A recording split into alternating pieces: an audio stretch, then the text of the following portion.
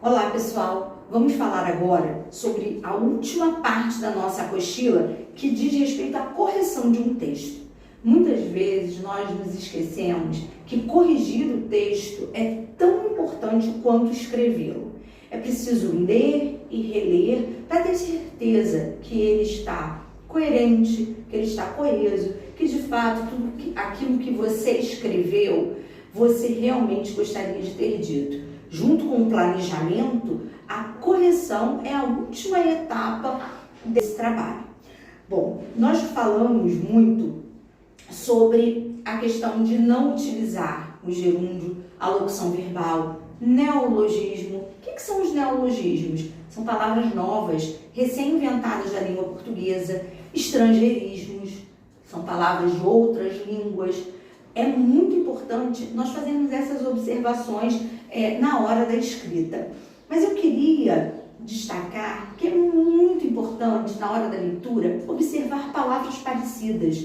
Muitas vezes, numa frase, a gente pode correr o risco de escrever várias palavras com a mesma terminação. E isso causa uma sonoridade ruim. Então, a correção ela é muito importante. Eu observo, por exemplo, se eu repetir muito uma palavra, se existe um abuso do uso do que é outro, ele é um grande problema também para uma boa escrita. Observar quando eu posso fazer essa troca, né?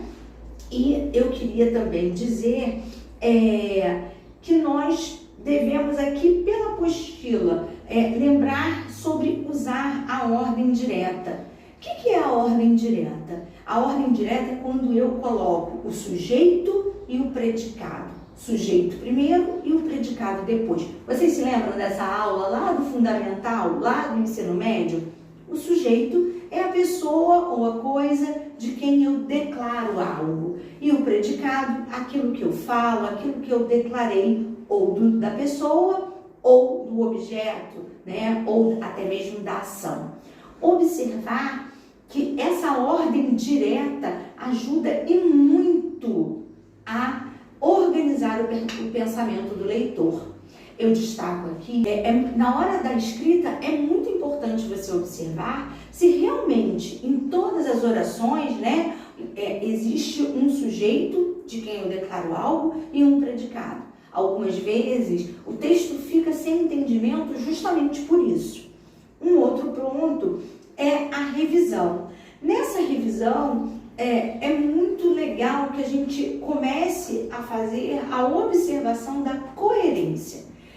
Eu disse aquilo que realmente eu gostaria de dizer? Falta um pedaço na minha frase?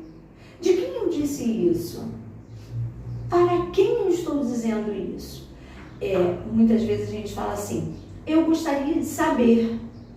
Eu gostaria de saber o quê? Os verbos, todos eles, na sua essência, eles pedem complementos, a não ser que eles sejam intransitivos, que é aquele verbo como morrer e viver, que tem sentido completo, né? Dependendo da sua aplicação na frase. Mas é muito importante que eu observe isso. O que eu quero dizer com o que eu escrevo? Bom, gente, a frase é um enunciado de sentido completo. Ela precisa ser finalizada com um ponto. Não precisa ter verbo, mas pode ter. E aí elas são chamadas de oração. Se a sua frase, ela pode ser curta, faça essa opção. Não alongue muito, nem a frase, nem a oração e nem os períodos. Períodos muito longos, como eu já postulei em outro momento, acabam comprometendo a leitura e até mesmo o entendimento do leitor, porque ele precisa voltar lá no início para ver o que você disse no início do parágrafo, tá? É muito recomendável que exista uma harmonia entre a quantidade de frases em cada período, em cada parágrafo. Não utilize um parágrafo muito longo e o outro muito curtinho. E a gente também vai falar um pouquinho sobre isso aí. Bom, como é que eu faço isso? Não acumulando muitos pensamentos no mesmo parágrafo. quando eu escrevo um texto, por isso é muito importante o meu planejamento. Bom, eu começo pensando na introdução, naquilo que eu vou enunciar, naquilo que eu quero dizer. Eu tenho o desenvolvimento, que é a parte em que eu vou trabalhar a minha ideia inicial, e a conclusão. A conclusão, ela precisa fazer um resgate de tudo aquilo que você gostaria de dizer e até mesmo concluir, né?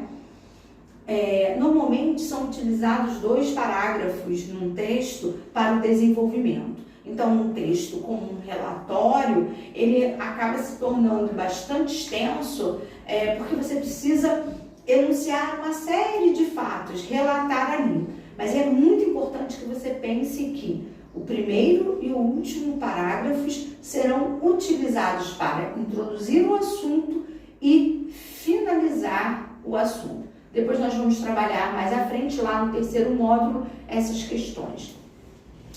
As ideias dos textos, sejam eles de que maneira for, precisam estar entrelaçadas.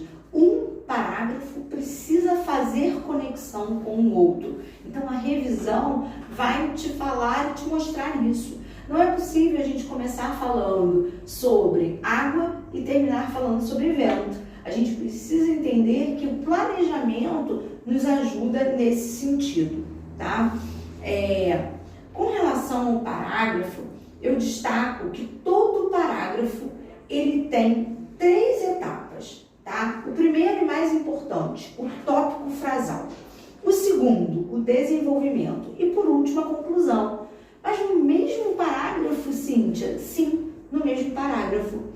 Gente, o tópico frasal é aquela frase que você vai escrever e vai sintetizar toda a sua ideia do parágrafo.